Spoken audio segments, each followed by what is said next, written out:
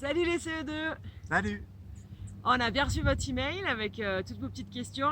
Donc on va essayer de vous répondre En vidéo. en vidéo. C'est parti! Première question. Question à Mélodie et Yvon sur vous. Quel âge avez-vous? Moi j'ai 27 ans. Moi j'en ai 28 et Sanka elle aura 2 ans en novembre. Quand êtes-vous parti? On est parti en fin janvier 2019. Donc là ça fait 8 mois qu'on est en Bolivie. Ouais. Pourquoi êtes-vous allé au Pérou pour ramasser les déchets? Ça faisait partie des pays qu'on voulait visiter. On est à côté, on est en Bolivie, on donc est en juste fait à côté. le Pérou c'est juste à côté pour nous. C'est à 2 heures en voiture. Ouais, le début, ouais. 3 Et, heures. et on a eu 3 semaines de vacances en juillet, puisque nous on est en rythme hémisphère nord, donc on a nos vacances d'hiver en été, bref c'est un peu compliqué. On a eu 3 semaines de vacances en juillet, donc on a profité pour aller visiter le Pérou. Et puis en fait nous à chaque fois qu'on part en vacances, à chaque fois qu'on se balade, on ramasse tous les déchets qu'on croise. Donc du coup voilà, on n'est pas allé au Pérou exprès pour ramasser les déchets, mais à chaque fois qu'on part en vacances on en profite pour ramasser. Et puis là-bas il y avait du boulot. Allez-vous voir d'autres pays? Oui. Alors après là en décembre on va partir aux États-Unis. Donc on va faire les États-Unis, après le Canada et on reviendra aux États-Unis mais côté Alaska. Et puis là en ce moment on est en Bolivie, donc on va aussi vous montrer la Bolivie, l'Amazonie, la Cordillère des Andes et tout ce qu'il y a à voir par ici. Comment êtes-vous allé en Bolivie? Combien de temps cela a-t-il pris? Alors on est parti en Bolivie en avion parce qu'on n'a pas trop le choix. Normalement un vol Paris-La Paz ça prend 13 heures, quelque chose comme ça. Nous on a mis 3 jours pour venir parce que avec Sanka c'est un peu compliqué. On peut pas prendre tous les avions. 4 avions différents. Tous les avions sont pas autorisés aux chiens. Et puis il nous faut beaucoup de temps à chaque escale parce qu'il faut qu'on puisse récupérer Sanka, l'emmener promener un petit peu, la réenregistrer, enregistrer les bagages. Donc du coup ça nous a pris 3 jours en tout et 5 vols, c'est ça? 4 vols. 4 vols. Ouais. 4 vols en 3 jours. Et ouais, puis bon, nous on habitait sur Avignon aussi, donc le temps de faire Avignon, Paris, Madrid, Lima, La Paz. Voilà. Où dormez-vous? Alors quand on est en voyage, on dort dans notre voiture. On a un 4x4 qu'on a aménagé, on a fait un lit derrière avec une petite cuisine, donc on dort dedans dès qu'on est en vacances. Et sinon à La Paz, quand on travaille, on a une petite maison qu'on partage avec des Boliviens à La Paz. Pourquoi et comment avez-vous loué une voiture? Alors donc pourquoi? Parce que... pas loué. On l'a acheté. On l'a acheté ici, on l'a aménagé, on a passé un bon mois quand même à tout construire, le lit, la cuisine, les meubles, pour l'isoler, pour pas avoir trop froid non plus dedans. Et pourquoi? Pourquoi? Parce qu'avec le chien, c'est quand même beaucoup plus pratique. C'est plus pratique avec le chien. Un van. Elle monte dans la voiture, elle a une petite place pour dormir. Et puis parce que nous, on adore voyager en van. Ça nous permet de dormir n'importe où. On est libre, on va où on veut quand on veut, et puis on dort dans la nature, et ça, on aime beaucoup. Et pour ramasser les déchets, c'est plus pratique d'avoir une voiture. Oui, comme ça on peut mettre les sacs sur le toit. Où êtes-vous en ce moment? À La Paz, en Bolivie, c'est là où on habite cette année, c'est là où on travaille.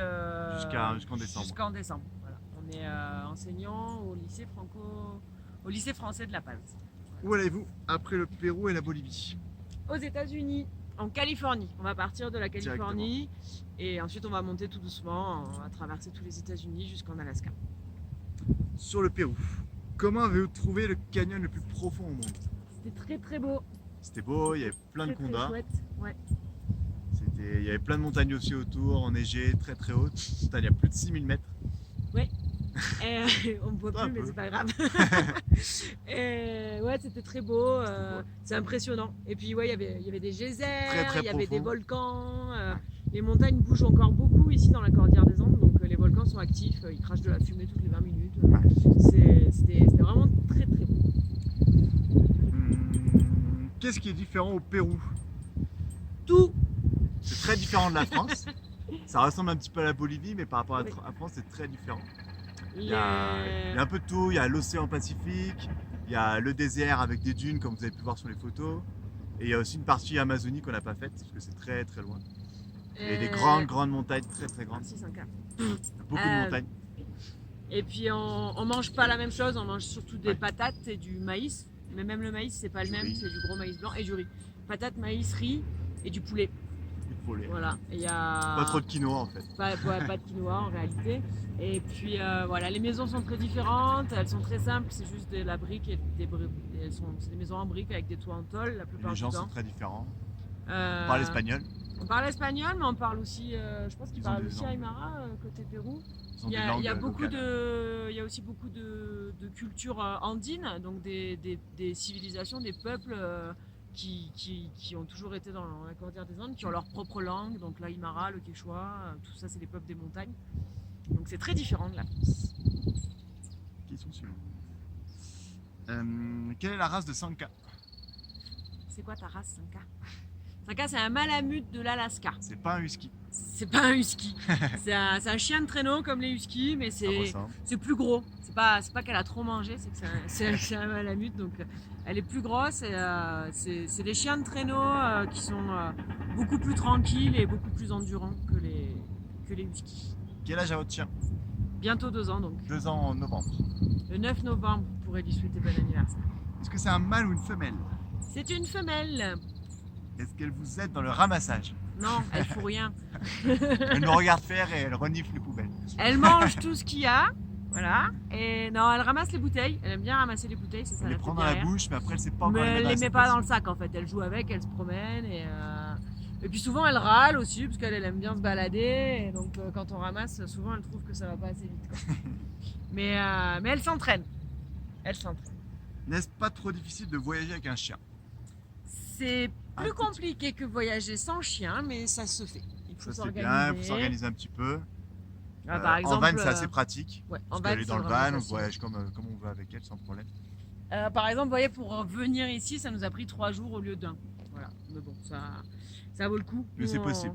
On se régale de voyager avec elle et c'est génial de la voir découvrir tous ces endroits avec nous. De toute façon, nous, elle fait partie de notre famille, donc ça prend un peu plus de temps des fois, c'est un peu plus compliqué, mais ça se fait. Et s'il y a des endroits qui sont interdits aux chiens, comme le Machu Picchu, et Par c'est exemple. pas grave, on le fait pas et on trouve d'autres fait d'autres choses choses. qu'on peut faire avec le chien. Et, en général, il y a moins de monde et c'est très bien. Ça aussi. nous va très bien finalement. Ça nous va ouais. bien. Comment avez-vous ramassé tous ces Je vais déchets? vérifier que ça filme encore quand même, histoire qu'on fasse pas trop. Vas-y, continue. Comment avez-vous ramassé tous ces déchets? C'est bon, ça marche. Alors déjà avec des gants. Ouais. On a tout de suite acheté des gants. Si vous aussi vous ramassez, mettez des gants, c'est quand On a même des- super important. Des gros sacs plastiques nous qui sont assez costauds, ils sont en plastique un peu recyclé. Et- C'est des sacs à patates. Ouais, c'est des sacs à patates. On a récupéré des sacs à patates qui sont Très à la beaux. base recyclés. C'est les dames qui vivent en Bolivie qui tissent des fils des petites bandelettes de plastique, de déchets plastiques. Et elles les tissent ensemble pour refaire des sacs qui sont du coup plutôt solides. Et on arrive à ramasser. On les change quand même de temps en temps parce qu'ils finissent par se trouer. On les réutilise Mais plein ça de nous fois. permet de ne pas utiliser des sacs plastiques à chaque fois. Donc on a juste ça, les gants et nos sacs. Voilà, on ramasse aux endroits où on dort, quand Ouais. on s'arrête pour dormir. Généralement, on ramasse que tous les deux. Et là, on a fait un ramassage avec nos 2 classes. Oui. Avec ma classe de CP, On a embauché sa nos classe de élèves. maternelle. Et demain, on fait un très grand ramassage. On fait le World Cleanup Day. Et donc là, il y a nos élèves qui vont venir alors que c'est les vacances. Ouais, nous Et on on est va en faire un pleine gros vacances ramassage. et nos élèves vont quand même venir demain nous rejoindre pour ramasser. On va avec faire leurs un gros ramassage demain. parents. Avec Sanka bien sûr. Qu'est-ce que vous en faites des déchets? Alors on les Ouais, dans la ramène poubelle. dans des poubelles, sauf que ici les poubelles il n'y en a pas beaucoup. Il y en a vraiment pas beaucoup. Hier par exemple on était au lac Titicaca, c'est à 2 heures de chez nous. On a fait un ramassage et on a ramené les poubelles jusque chez nous. Donc on a fait 2 heures de route sans croiser une poubelle. Et c'est très souvent comme ça.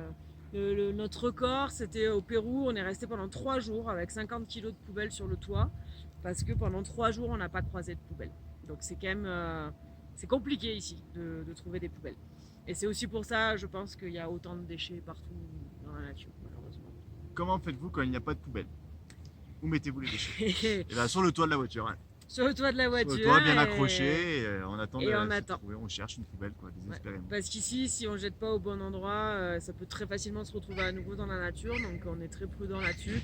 On attend à chaque fois vraiment de croiser des grandes villes qui ont un minimum un équipement pour traiter les déchets. Où avez-vous trouvé le plus de déchets pour le moment? Pérou ou en Bolivie? C'est kiff kiff. C'est kiff-kiff, peut-être Moi, je un dirais petit peu un plus petit en peu Bolivie. plus en Bolivie, mais c'est pas. Faut que ce soit en Il y en a Bolivie, énormément au Pérou aussi, malheureusement. sur les bords des routes, il y en a énormément. En fait, ouais, ici, les gens jettent tout par les fenêtres des voitures. Donc, les bords des routes, c'est vraiment le Ils sont pire. très très Mais sales. comme vous avez pu voir dans notre carnet, même au milieu du désert, on a trouvé des déchets. Même dans les dunes, au bord Sur du les lac plages. Titicaca, Il y en a sur partout. les plages, il y en Il y en a a vraiment partout. partout. Que ce soit à côté Bolivie ou Pérou, c'est terrible. Il y a beaucoup de travail. Quelle quantité de déchets vous avez ramassé depuis le début du projet? Alors on a commencé vraiment à compter nos ramassages début Oui. juillet quand on est parti au Pérou. Ouais. Ça fait longtemps qu'on ramasse, Et, mais on comptait pas avant. Là, depuis qu'on a lancé le projet Roadside Ouais. Trip, on est à 187, quelque chose. Mais demain on fait un grand ramassage et donc je pense Je qu'on pense va qu'on va ramasser bien doubler beaucoup, au moins beaucoup, demain. demain, je pense. Voilà. Les déchets sont-ils brûlés, détruits, triés au Pérou? Alors que ce soit en tout cas en Bolivie, Pour le Pérou, C'est, on peut pas vous dire parce qu'on n'y vit pas, donc on n'est pas sûr. En tout cas, les campagnes du Pérou et la Bolivie, tout est enfoui ou brûlé. Il n'y a pas de recyclage, il n'y a pas d'usine de recyclage, il n'y a pas de système de traitement, il n'y a pas de tri. Donc ils font des grands trous des dans la trous dans la montagne, montagne. ils mettent les déchets et quand c'est plein, ils rebouchent et ils font un autre trou à côté. C'est des Et par décharges. exemple, nous on habite vraiment pas loin de la décharge de La Paz et il y a quelques mois, en fait, tout le pan de montagne dans lequel on fait les trous pour mettre les déchets, tout s'est effondré. il y a eu un Et- gros orage avec toute la pluie, Tout toute est l'eau, tombé. tout est tombé. Et donc tous les déchets qui étaient enfouis se sont retrouvés dans la rivière qu'on va nettoyer demain en partie. Donc Il y en a énormément et toute pas la rivière super. est contaminée. c'est une très, très catastrophe contaminé. écologique. Voilà. Et puis quand on les brûle, vous pourrez voir aussi de votre côté ce que ça donne. C'est pas super non plus comme traitement. Donc c'est pour ça qu'on essaye de réduire nos déchets parce qu'ici, un déchet, il aura pas de seconde vie, quoi. C'est vraiment, il va polluer la terre, c'est tout ce qu'il fera, quoi. Comment sont les dauphins? Alors ceux du Pérou sont mignons. Ceux du Pérou, ils étaient dans la mer, donc c'était Ceux du Pérou étaient Ils très étaient beaux. sympas, ils habitent de et loin. Ils étaient nombreux, je sais pas combien ils étaient. on avait un paquet. Ouais. Ils étaient en famille, ils jouaient, Ils étaient. sautaient, c'était ça. On était content de pouvoir vous montrer, même si vous avez juste vu un tout petit bout, vous montrer les dauphins dans la nature, parce qu'on trouve que c'est quand même vachement plus sympa qu'en Et on a- captivité. Et là, on est parti en Amazonie, donc dans la forêt. Donc là, c'est des dauphins qui vivent dans les rivières. Donc des dauphins Et d'eau douce. ils sont tout roses. Et Vous pourrez c'est assez regarder, rigolo. on vous les présentera dans notre prochain support en Ils sont octobre. pas très beaux, C'est les mais dauphins ils sont roses rigolos. d'Amazonie. Ouais. Alors ils ont un grand bec, très long, Très longs. avec plein de dents. Ils mangent les petits poissons de fond qui sont dans la Ils rivière. mangent les piranhas. Ils sont roses, enfin les mâles sont gris, les femelles sont roses. Ils ont des toutes petites nageoires et Ils sont un peu tout tout gras. boudinés, ils sont tout grassouillés, donc ils sont pas très très beaux, mais ils sont rigolos. Ils sont rigolos. Et je crois que c'est la dernière question. Avez-vous pris de la nourriture? Oui, toujours, parce Ah. que on cuisine dans le On camion. cuisine dans le camion, donc on prend des petites réserves avant de partir. Parce que des fois, on est dans le désert pendant 3-4 jours sans croiser un magasin ou une ville. Donc on a toujours des réserves pour pouvoir se faire à manger dans notre voiture. Et après, on fait les courses de temps en temps. Et on essaye de passe dans des pêcher villes. un petit peu aussi. Des fois, on pêche un petit Mais peu. on n'est pas très fort, alors On n'est pas on très mange bon. pas souvent. Et on prend la nourriture aussi pour 5K. Ouais. Et oui. On est bon? Et voilà. On va dire au revoir, Merci 5K? beaucoup pour toutes les questions. J'étais très content de recevoir vos questions. Bon ramassage, Bon bonne ramassage. continuation. Ouais. Et, On est très content que vous nous suiviez. Ouais, merci de nous suivre, on est Super très sympa. très très contents. Et puis c'est chouette d'avoir de vos nouvelles. À bientôt! Ciao! 5K! Et dire au revoir.